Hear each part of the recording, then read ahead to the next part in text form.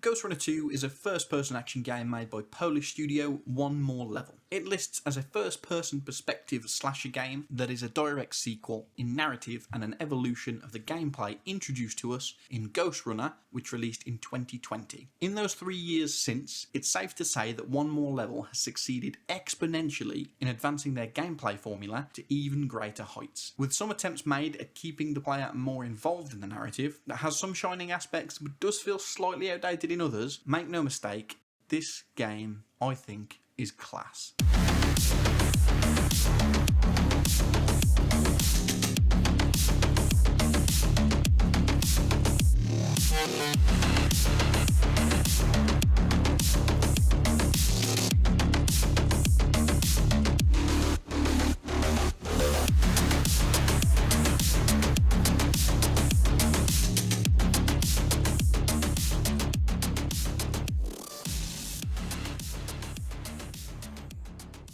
The same as the first game, you'll be playing as Jack, one of the last known Ghostrunners who is a technologically enhanced, extraordinarily agile superhuman and is tasked with navigating dangerous environments by dashing, jumping, wall running, sliding and using various other tools of traversal. You'll be moving through the mission stages and be on the first game's Dharma Tower location with the aim of defeating a bunch of cyber ninja AI cultists and bringing a more civilised balance back to humanity within the world of Ghostrunner.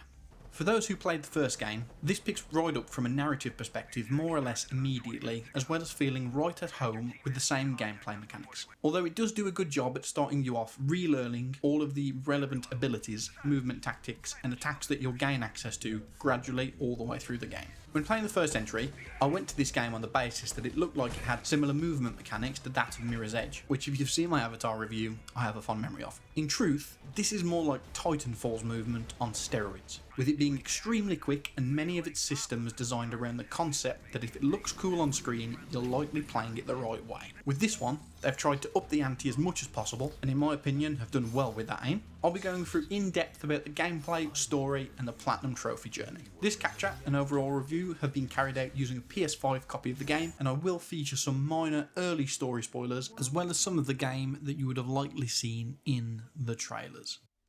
The gameplay loop here is the same as the first in that you'll be progressing through these mission spaces, clearing out enemy units and making your way through the platforming sections while solving puzzles, all with the aim of not being hit while doing so.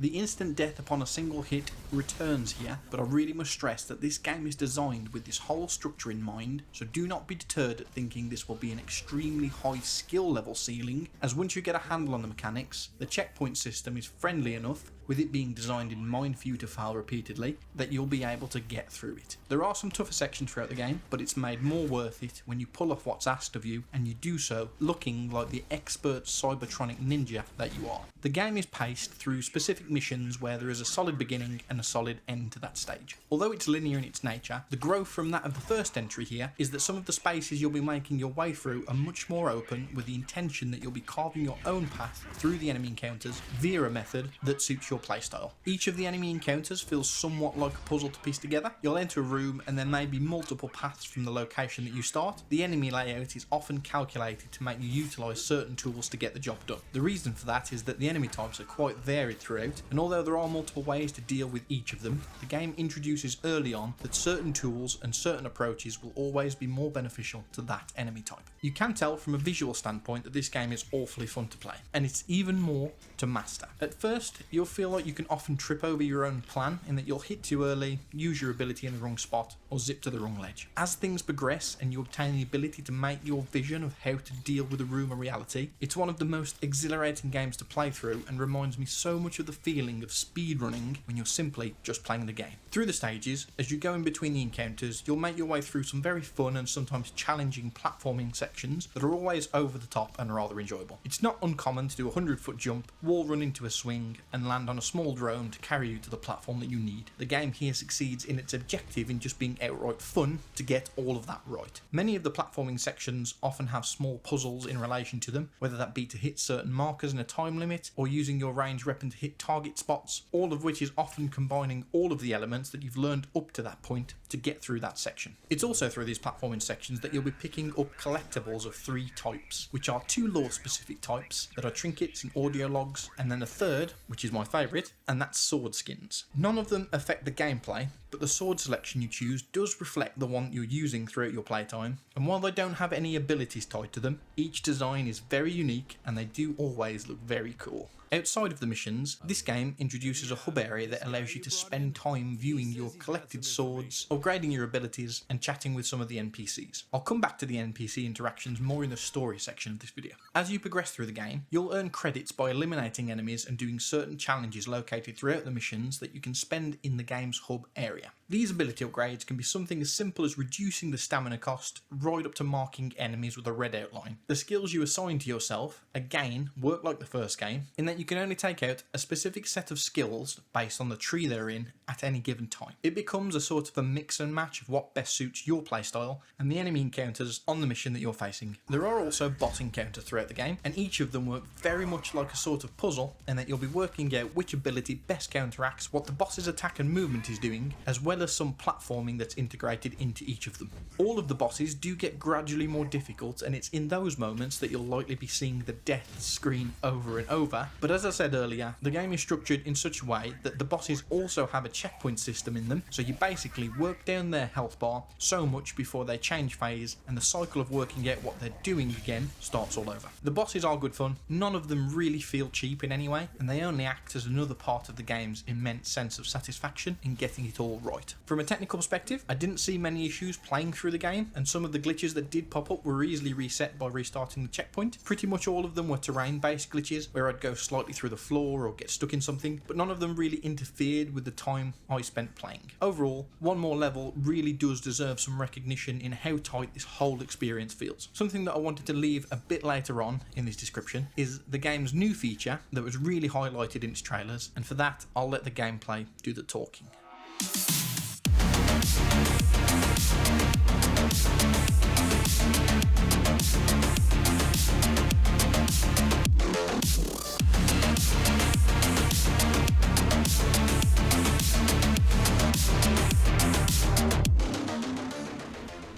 The bike in this game is a welcome addition, and although you only have it for a certain period of time, it really changes your approach to the areas that you have it in and mixes up that initial formula just enough not to break it, but also makes it a tad more interesting. I do love the section with the bike. Although it was the reason that I saw many of the glitches that I did, it still did all it needed to, and the boss encounter during that section is possibly my favourite part of this whole game. It's probably here that I should also make it obvious that the soundtrack on this game absolutely rules, which you've likely heard.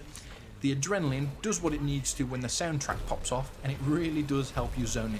That's pretty much all of there is to the gameplay side, and as you can likely tell from my tone, this game is worth playing on its gameplay merits alone. There is zero doubt that you will have fun with this, and there is zero doubt that you'll want a clip of your own to remember what you managed to accomplish.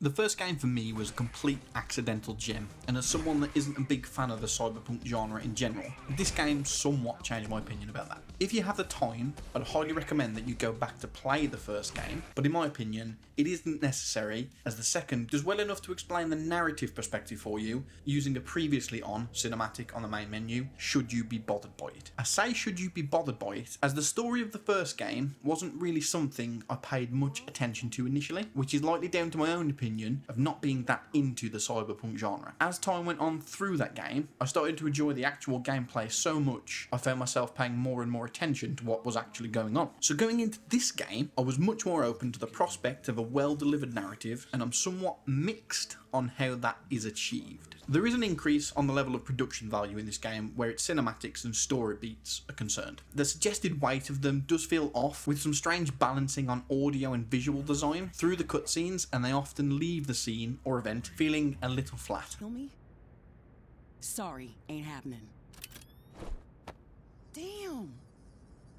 I'm here to ask for your help. Why didn't you just say so? I'm all about helping people. Should you be paying closer attention, the story is cohesive, but its overall delivery doesn't really leave too much of an impression on you, which isn't something that bothers me, given just playing this game is enough to call it worth it. The characters themselves are a little more interesting than the first one, but they often fall into the common tropes that you'd expect to see in this type of game. Other than a few main cast and the main antagonists, I'd probably struggle to remember their names. The reason that they're a little more interesting than the first game's characters, something that I mentioned earlier, is that you're now able to interact with the NPCs in that game's hub area to learn more about their backstory and general information. The issue with that system is that it's obviously rooted in a similar aspect to that of something like Bethesda's style NPCs, where the camera slightly zooms in and you get an awkward line delivery with a straight face. None of this is a deal breaker, and you only interact with it as much as you like, which puts you in a position to only take the good from it from the characters that you're interested in, rather than the bad. We absolutely stan Kevin. I do really enjoy the performance of Carl Brooks as Jack throughout this whole game, the same as I did the first, and as you're most of the time listening to him talk about the events occurring and interacting with the rest of the cast, his bionic and grave tone serve their purpose well. This is Ghostrunner Jack of the Climbers. Can anyone hear me? The story does enough to remain interesting, and although I obviously can recommend playing this, it's not for the purpose of its narrative. Just let me know when you have something. Sure thing, Chief.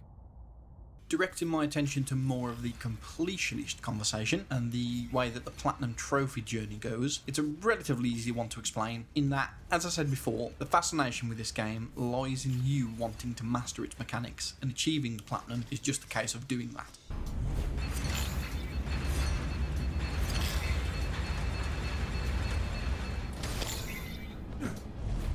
There are a range of collectibles through the missions, but pretty much all of them are relatively easy to stumble across, quite naturally, and I think I only really needed to search for one of them during the bike sequences. Most of the trophies that you'll be collecting throughout the game are objective based, and you'll likely tick off a few random ones just naturally experimenting with your various abilities and attack types. The main area that you'll be required to flex on your skills a little bit is the single trophy that asks you to complete 5 missions without dying. Now obviously that takes a little bit of practice considering this is a one-shot death game, so you basically have to do 5 missions more or less completely perfect, which isn't too bad, as if you pick and choose the ones that you know well, or at least the ones that you will know well, you'll get through them without too much hassle. They can be slightly more time consuming, obviously because you have to learn them, but getting through them without being hit is quite a good challenge to overcome. I wouldn't really describe it as being a breeze, but they are fair challenges, and with enough persistence in reaching the level of master in this game, the Platinum here is very achievable, and for me, I managed to get it under the 15-hour mark.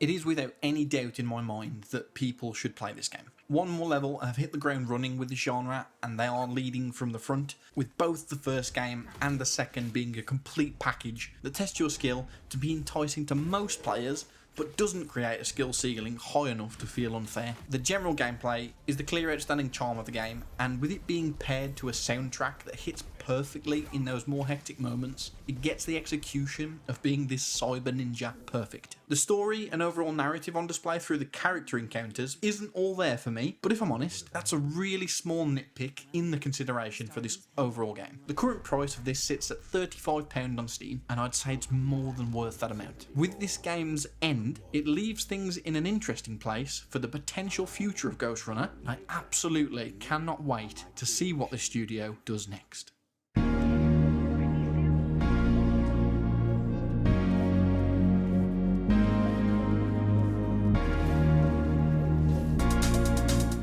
Thank you very much for taking the time to watch this review. I hope you've enjoyed it. Please consider subscribing to the channel, as I'll likely be doing more reviews and discussion videos in the future. And if you have any thoughts on the videos, please feel free to comment below, as I'd like to make these both as entertaining and helpful as possible. My name is Liquidizer. It's been a pleasure, and I hope to see you again real soon.